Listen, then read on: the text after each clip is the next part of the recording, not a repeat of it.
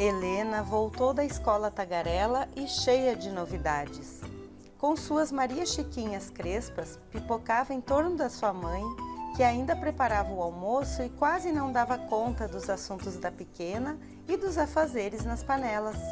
O motivo da empolgação? Na escola, a professora fizera uma contação de história sobre a lenda da mandioca. De forma resumida, ela contou que há muito tempo existia uma indiazinha chamada Mani, que veio a falecer e foi enterrada no centro de uma oca.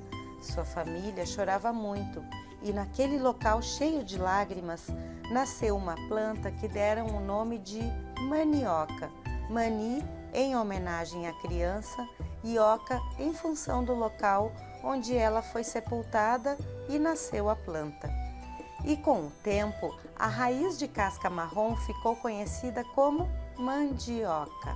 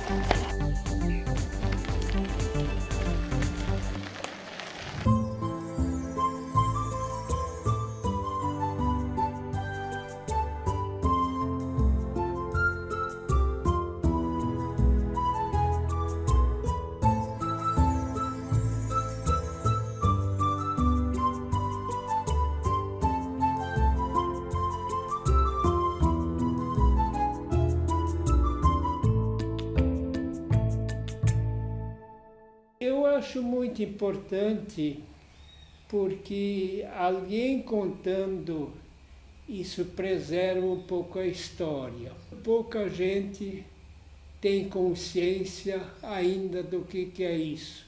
Tu fala para a pessoa jovem sobre a tafona, ela não sabe o que é, não é?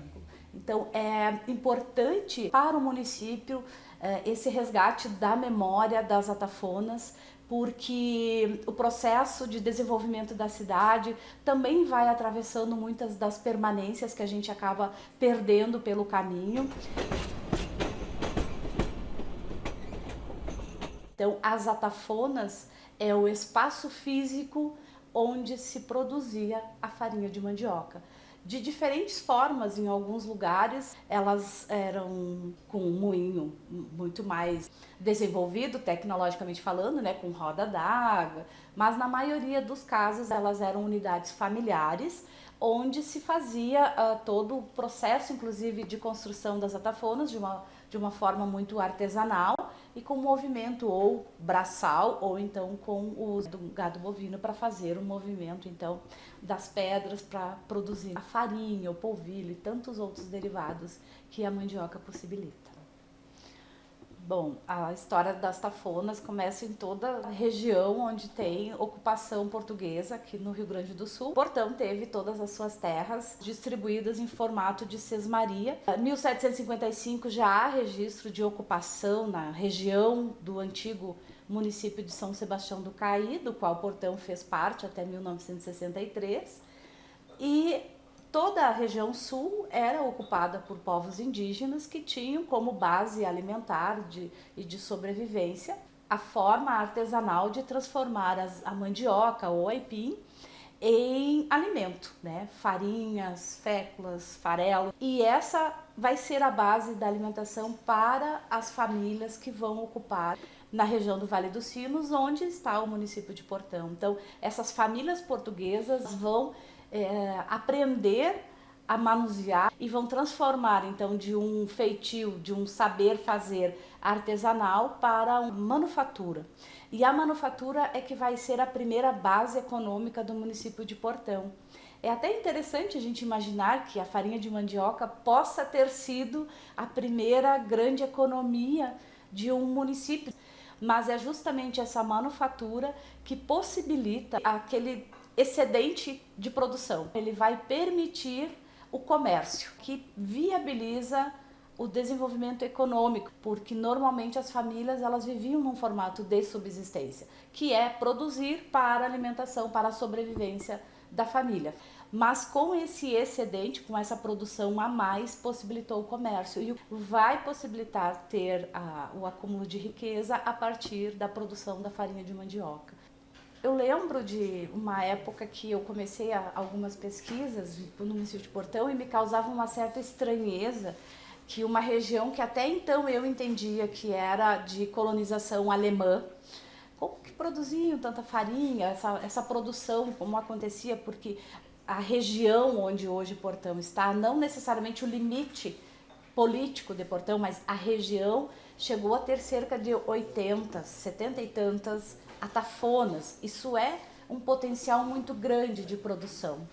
Sim, então a família Miller, eles compraram uma área de terras em frente à Estação Portão e a Casa Túlia fazia exatamente isso. Então, o seu Pedro Miller, que era o proprietário, ele comprava todo o excedente da produção ali no entorno de Estação Portão, Boa Vista, Rincão, todas as pessoas levavam, vendiam para ele e ele fazia então esse ensacamento e transportava via ferrovia para o Nordeste. Então essa foi a principal casa de exportação de farinha que a gente tem registro.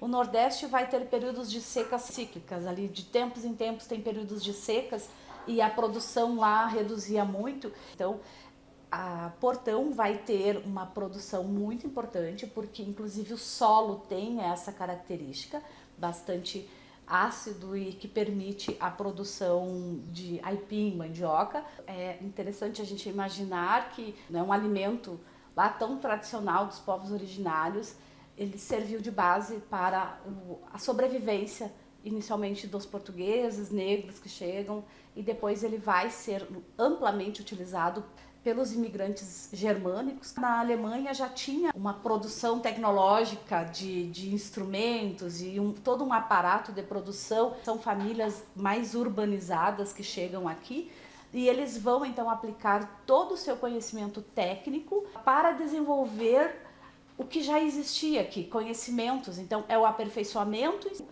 e vai servir de alimentação para diversos países, e em 2013 ele foi reconhecido pela ONU como o alimento do século. O Brasil ainda produz muito, mas já existem outros países que produzem muito alimento. Ele tirou várias regiões do mundo da linha da fome. A gente vai ter nessa raiz já o reconhecimento desde Pero Vaz Caminha, na carta que ele escreve em 1553.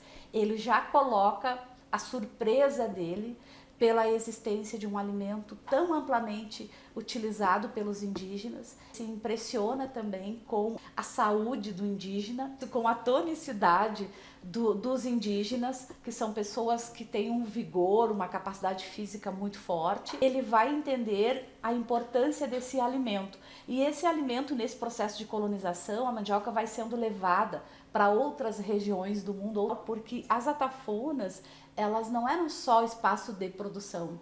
As atafonas, em alguns locais do Brasil, se chama casa de farinha também, e esses são espaços entendidos como espaços sociais, porque ali se conjugava o trabalho do homem, da mulher, da criança, e esse é um espaço de troca. Enquanto se descasca a mandioca, o aipim, se fazia todo um trabalho de comunidade. Enquanto se fazia farinha, também se planejava os sonhos e alimentava não só o corpo, mas também aquele entendimento da vida em comunidade. E aí chega os germânicos, os alemães, e vão trazer as suas receitas. Ele vem e ele não tem aqui a disponibilidade daqueles ingredientes que existiam na Europa. Então ele vai ter que adaptar, a incorporar os ingredientes que existem aqui. Então dessas memórias gastronômicas, culturais, afetivas, aquela receita da avó, eles vão criar novas receitas. E aí a gente vai ter, depois do aperfeiçoamento, né, sair além da farinha da mandioca, o polvilho. Se a gente pensar o quanto o polvilho é utilizado nas broas de tradição portuguesa, cujo ingrediente principal é indígena. na rosca, né?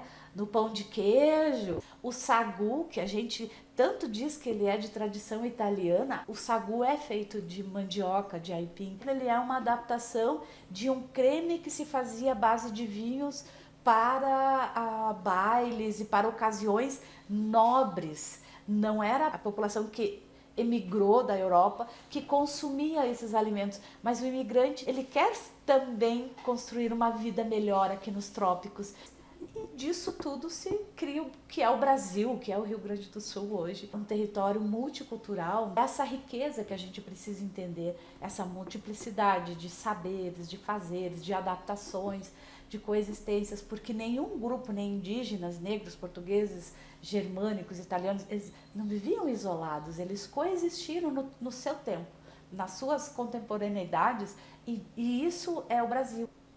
É sempre importante a gente lembrar que o município de Portão é a terra da Volksfest, né? A terra dos povos. Então precisa olhar para essa multiplicidade, essa construção do quanto a diversidade cultural forma um todo, uma identidade local. Então essas memórias são muito importantes para embasar ainda mais as novas gerações. Atualmente no Rio Grande do Sul existem diversos remanescentes de atafonas e de moinhos de diferentes portes. Eles constituem um patrimônio a céu aberto que marca o período pré-industrial do estado do Rio Grande do Sul. Em alguns lugares, eles estão ganhando novas configurações, se abrindo para o turismo, preservando a memória, a história local e regional. E é importante se atentar para este patrimônio que existe nos municípios, porque eles constituem as permanências, constituem um espaço que marca a história de diferentes gerações e é importante preservar para que eles continuem contando história, registrando memórias e fazendo parte da cultura do estado.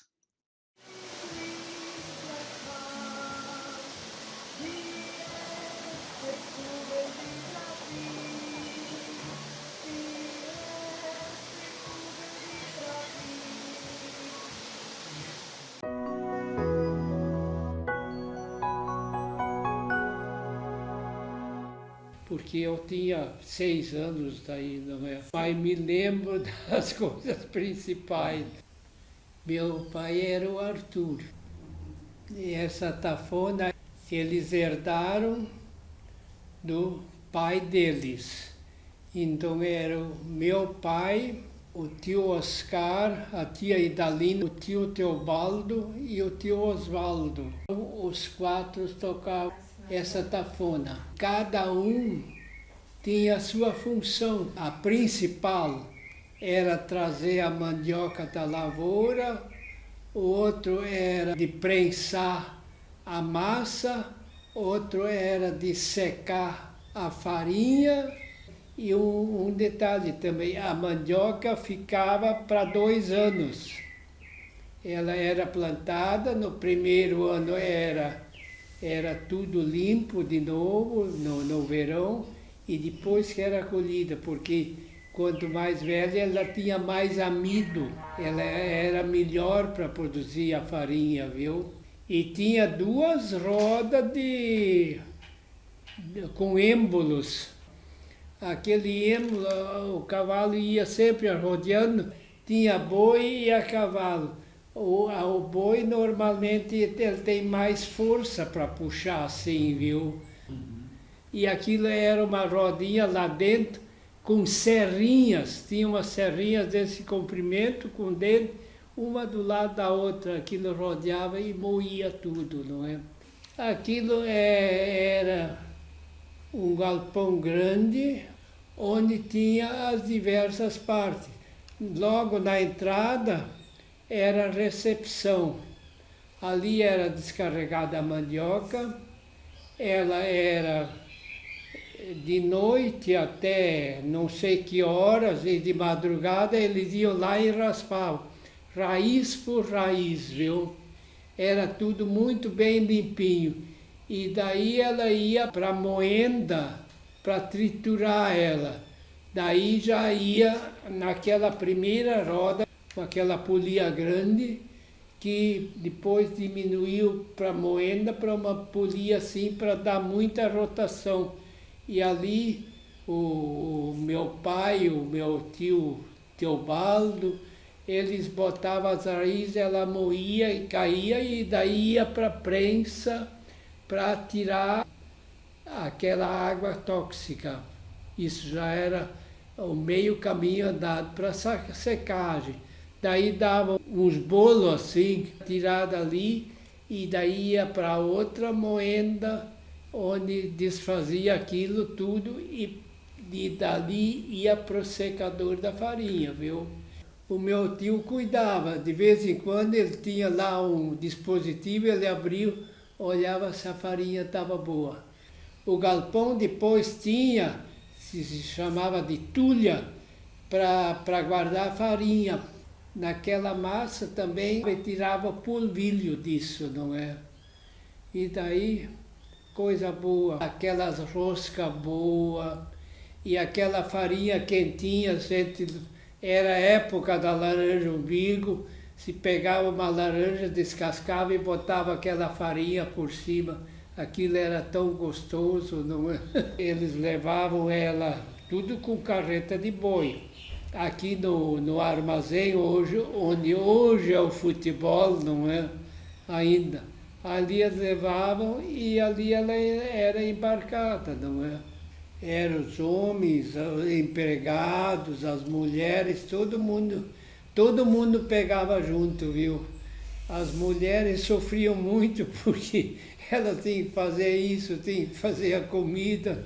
Eu me lembro das minhas irmãs, mas elas estavam sempre juntas na roça e tudo, capinando, porque depois da mandioca veio o ciclo da cássia negra, não é?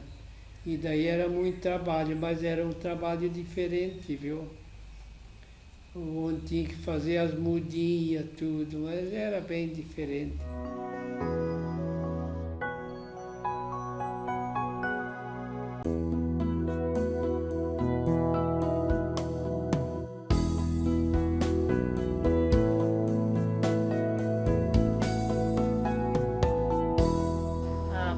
Faz 3 anos que a gente está aqui nesse local. Escolhemos o comercial Tafona por causa da estrada do Tafona, né? Que antigamente tinha uma Tafona ali, né? Tafona velha, que eles falavam. E daí a gente acabou escolhendo esse nome, por causa disso mesmo. E o pessoal tem bastante conhecimento, né? Porque é um nome mais antigo ali, né? Do lugar, né?